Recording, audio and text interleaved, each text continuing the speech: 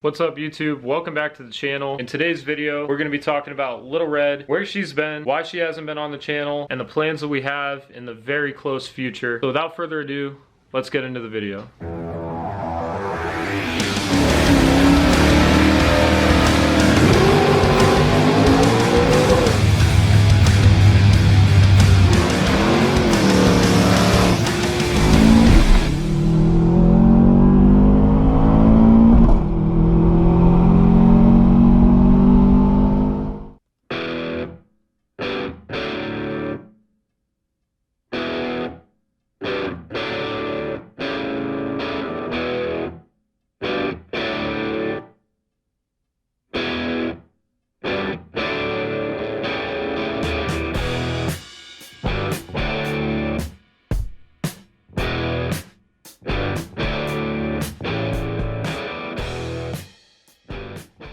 Little Red has been sitting here for quite some time now, and the reason for that is because she's definitely in need of some work. So the first big issue that Little Red has is the transmission. If you guys remember back to when I burned up the first transmission in the car, I went out and bought an extremely cheap 700 R4 just as a temporary replacement, just so that I could slap it in this car, get it to the track, and get some baseline passes on a stock 85 Corvette, just so that I knew what this car ran when I first had it, and I had intentions of taking it out and upgrading, obviously, in the future. So this ended up working out, and I did get my first time slips as a baseline number for this car on what it runs stock.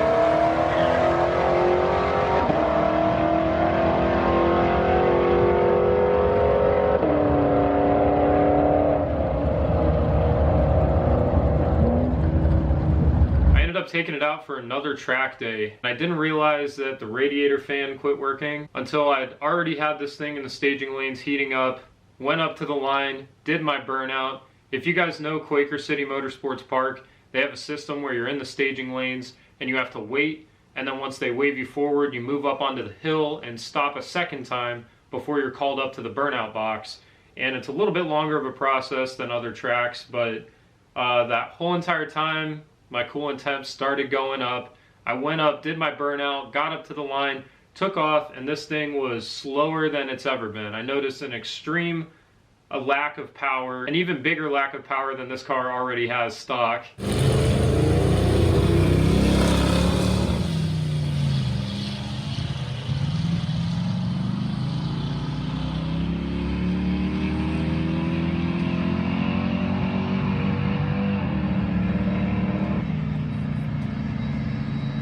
Which I knew probably was a sign that that transmission that was a temporary fix was on its way out. So after that one run attempt, the transmission's now slipping anytime you try to give it more than half throttle. And also after that, the radiator fan's not working anymore. So that's also a problem now that apparently these cars are known for. With the coolant temp sensor, they're supposed to turn on, turn off automatically, and with OBD1, it's kind of a gamble if that's going to work or kind of when it's going to go out, especially when you're talking about a car that's over 30 years old now. My plan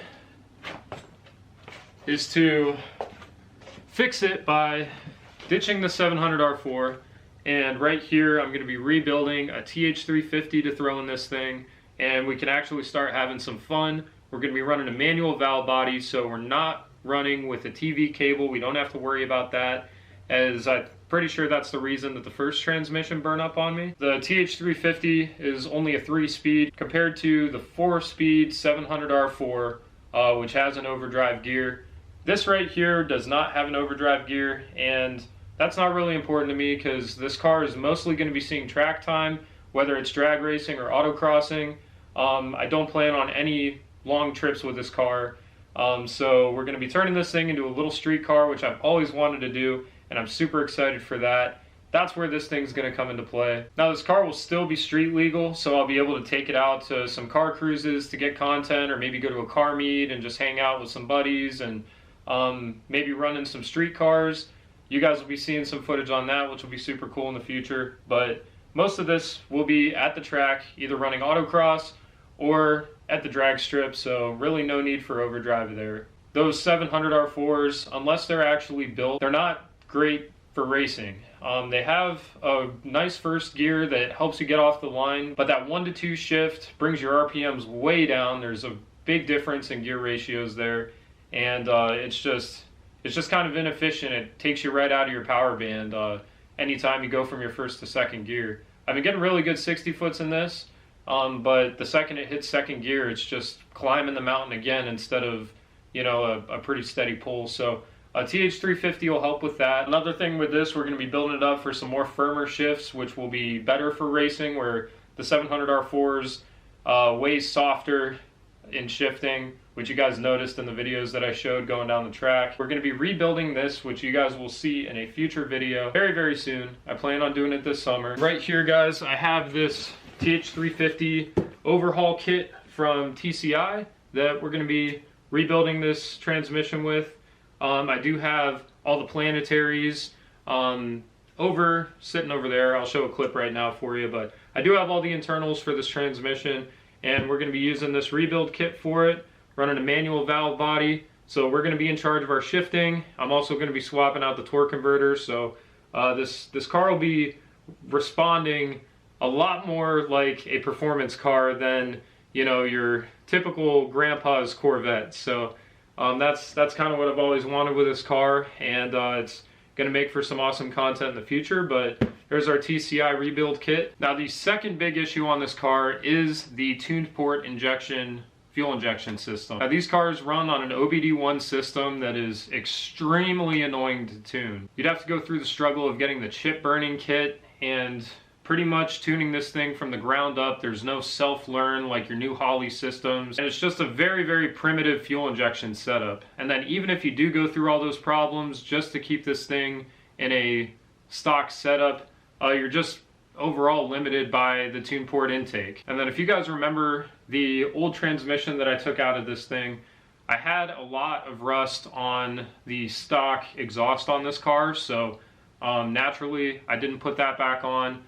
Just ran it straight out from the manifolds, and the single wire oxygen sensor on the OBD1 setup is extremely slow in relearning itself. So anytime I go to restart this car, it just absolutely dumps fuel into the engine and makes it run extremely unreliable. So there's a lot of power that's getting robbed from that, and there's no real way for me to tune it efficiently other than going through the whole chip burning setup that I mentioned before. But again, it's just not worth the hassle. And then this thing also has electronic advance that's all tuned into that OBD1 system. So for us to adjust our timing, how much fuel's going into it, for us to do anything with this car to help it run better because it's just drowning in fuel, we'd have to go through that whole chip burning system, which just isn't worth it. So the easiest way for me to take care of this problem is to completely ditch the fuel injection system on this car.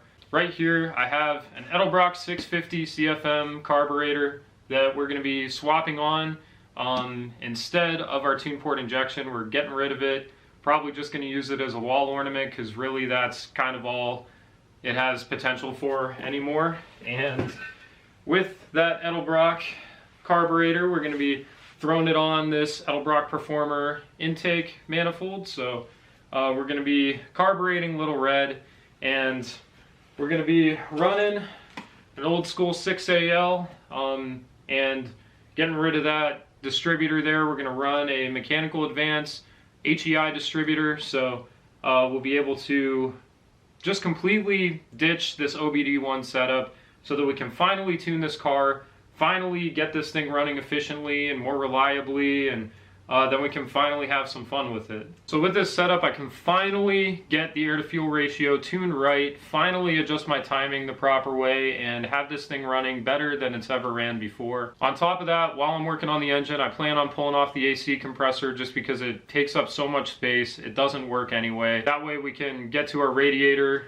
fan a lot easier, which I have right here. So this we just had laying around in the garage. It works. I already hooked it up to a battery, and it spins better than that one does. So we're going to run this to a switch on the dash inside the car so that we can run the radiator fans, keep it cool. That way we know either it's on or it's off. It's not relying on this ancient OBD1 setup to tell it if it needs to be on or not. So I also plan on ditching the stock manifolds and running a set of headers. So I'm going to buy a nice set of headers just to help this engine breathe and really help it make even more power. So after these few changes, Little Red should be ready to rip again finally, and we can get back to having some fun and making content with this car. Now this paint job lasted a good 3 years, and it was the second time I ever painted a car, so there are some imperfections on it, and it's starting to chip in a couple places. I'll show you guys a little clip on the screen right now of what I'm talking about, but